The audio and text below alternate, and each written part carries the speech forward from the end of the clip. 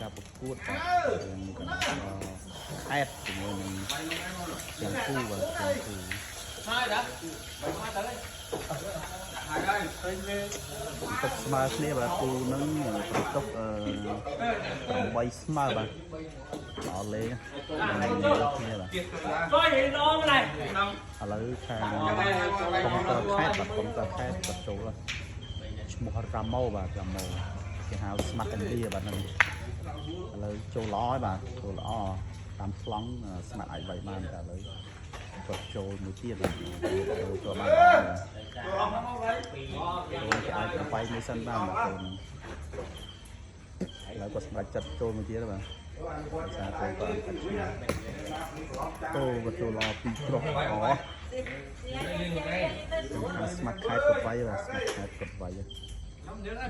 វាយបានល្អទៅអូយមើលខូចទឹកដាក់ដៅហ្នឹងគាត់ទៅគាត់ទៀតអូបាញ់មកបាញ់អូវាយគ្រាប់